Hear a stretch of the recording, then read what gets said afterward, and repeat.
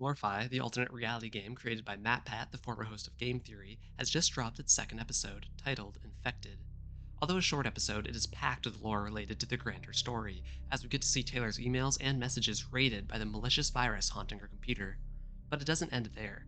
Codes and clues are scattered in every corner of this episode, taking us to some technical and even spiritual themes in order to convey the dark presence it holds within.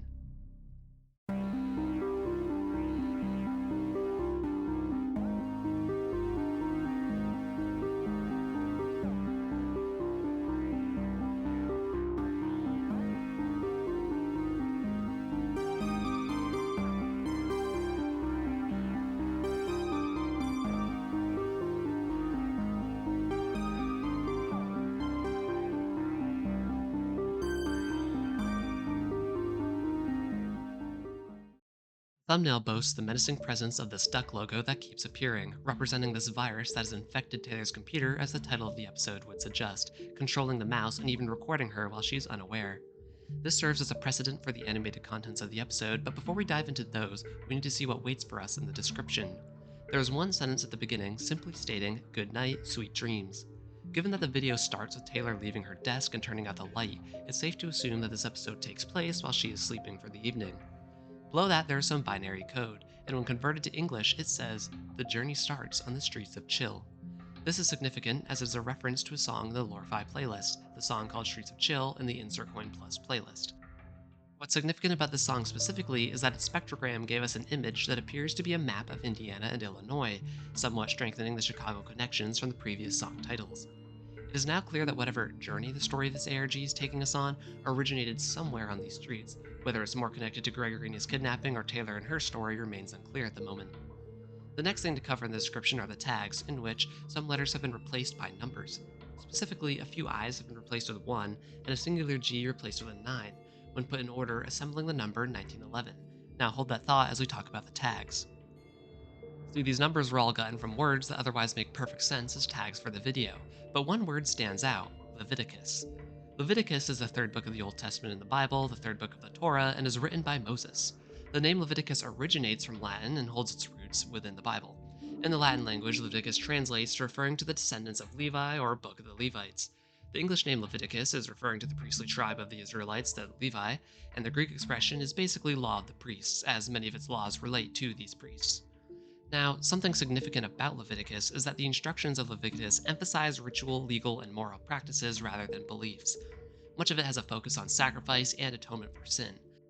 If these themes are to be attributed to the story of LoreFi, perhaps these characters are going to go through some kind of journey of atonement. Or, to put a darker spin on things, perhaps some sort of sacrifice is going to be made. Combine the idea of sacrifice with the idea of kidnapped kids from the first episode, and you could concoct some dark speculation. But wait, 1911 can point to a specific chapter and verse within Leviticus. Following this line of logic, we arrive at the words, "You shall not steal, you shall not deal falsely, you shall not lie to one another."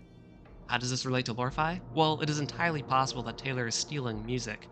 Perhaps this immoral action will serve as the inception point for the virus making its way into Taylor's computer, serving as a sort of punishment.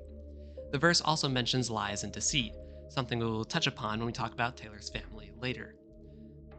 And what's interesting, while I'm not entirely sure if it's connected at all or not, 1911 is also what's considered an angel number, a concept in numerology, which you can basically think of as astrology for numbers, that places special importance on certain numbers within pattern repetition held within them. 1911 signifies a spiritual journey that requires a balance of independence, leadership, and spiritual enlightenment. It also has a focus on manifestation and independent creative power. Some have said it is also a representation of unfortunate events or trials on the horizon that you will need the spiritual enlightenment aspects mentioned above to successfully weather through.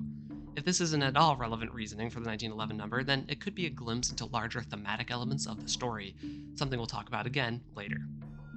On the topic of wrongdoing, we actually get to see some blood in a playlist on the LoreFi Spotify account, where a broken CD with blood splattered on and around it is displayed. It is not yet entirely clear what transpired to cause this and why, but if this image is meant to be taken literally, some sort of violent struggle occurred around a CD. Perhaps a darker turn for the series is going to dawn on us soon. That's what we got from the description for now, so let's finally move on to the actual content of the episode. If you're watching this video, that probably means you're interested in storylines, and one of the best ways to consume stories is through reading books. For the past 6 years, I've been writing and self-publishing novels to Amazon, which can be read in both digital and paperback form. Overall, I write in the science fiction genre, but each book has a slightly different nuance that will appeal to people invested in other genres as well. Do you enjoy high concept sci fi? Linear Highway and Genesis Prince of Time should hit the spot. More of a spiritual horror fan? Cult of Shadows has a soul shaking story to get lost in. Or perhaps you're into more of a mystery, better yet, a mystery that prompts you to put the pieces together and solve the narrative for yourself. In that case, Frameless Mirror should be perfect. If you enjoy stories and reading, please check out my authors page on Amazon and find the book that appeals to you. Or perhaps even delve into the entire Lloyd Salt series.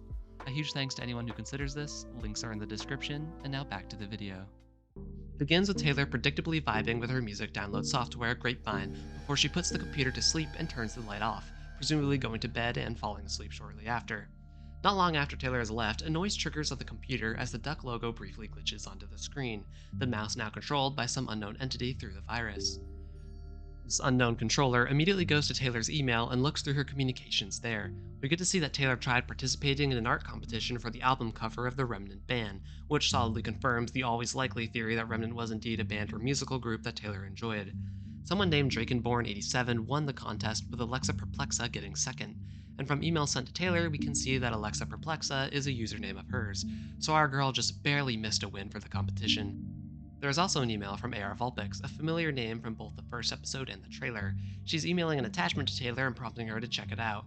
This could potentially tie in with the theories that AR is the one instilling the virus into Taylor's computer, given the proximity of her message and the takeover in the trailer, and now her request for Taylor to download something in episode 1 and open an attachment in episode 2, but also it's likely that Taylor stealing music is what incepted the virus into her computer, whatever you want to think right now. It is all speculative, but it's certainly possible that AR is an antagonistic force of some kind in the series. What's even more fun is we get more of a look into Taylor's family drama through an email from her father. The user is called Dad, a name that Taylor had to assign to him, solidifying that this is indeed her father. Interestingly, he is replying to an email that Taylor sent to him with the subject title, "I Know What You Did." While we don't know what Taylor wrote in that message, we do know from episode 1 that she harbors an enmity towards her father, so she clearly had been accusing him of something that angered her.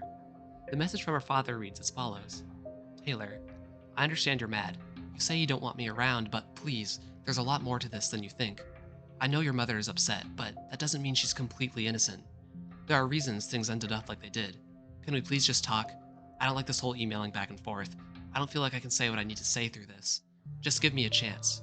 Your father. So this can basically be taken one of two ways. The father is being honest and his words are the trustable point of view, or his perspective is skewed and he is either actively deceptive or unreliable. He is placing partial blame for whatever negative events went down, which I think is becoming probable to be a separation or divorce of some kind, as I predicted in episode 1, on Taylor's mother. I think it remains to be seen if this is definitely true or if Taylor's father has a faulty perspective.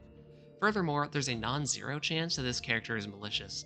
The email seems to be insinuating he wants to meet up with Taylor, and depending on his level of good nature, perhaps this is for nefarious reasons of some sort. After all, we already have one missing kid from this town named Gregory Daniels. Or he is a sincere father and is simply trying to reconnect with his kid who may have a warped perspective of the events surrounding her family and is wrongly placing all of her disdain onto him. Perhaps the mother is even the true antagonist. In any case, the entity controlling the computer closes out the email and continues on to a messenger application. Here we get to see Taylor's responses and the continued discussion to the messages we saw her receive in the first episode. These messages include AR asking if she had to download a new track from someone called Wing, her dad asking if she had read her email, and the user called Kate Probable convincing her to do their work in the group project. This little exchange displays some of Taylor's personality, how she is afraid of upsetting this person and is submissive and taking over what is their fair share of the project. The profile also indicates that they are cheerleading for a high school, which would put Taylor in that same age range. Something I didn't mention before is that Taylor's email address reads SummerTay89, and if 89 is her birthday year, as is most probable, if she is like 16 or 17, which is the common high school age, it would perfectly place the date of LoreFi in the 2005 or 2006 year that many people have theorized it to take place in.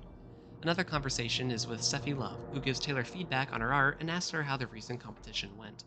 Finally, she agrees to help out Kev by leaving a comment on his canvas and contemplates doing the next panel with Timmy Nader. These messages give further personality to Taylor's friend group and, as mentioned earlier, a closer look into her own persona and behaviors. Keep in mind, what is especially creepy about all this is that whoever's behind the virus can see all of this right now. Taylor's private life and entire world is being invaded, and it seems that she has no idea that it's taking place. The entity in charge of the computer opens up her files next, showing off some of what Taylor has stored on her computer, such as these familiar sounding files and some school papers and projects. Going to login, all of Taylor's passwords are displayed, and upon seeing them, our mystery controller compresses Taylor's documents, library, and photos into a zip file. They then go to our browser and put the backup data found there into a zip file as well.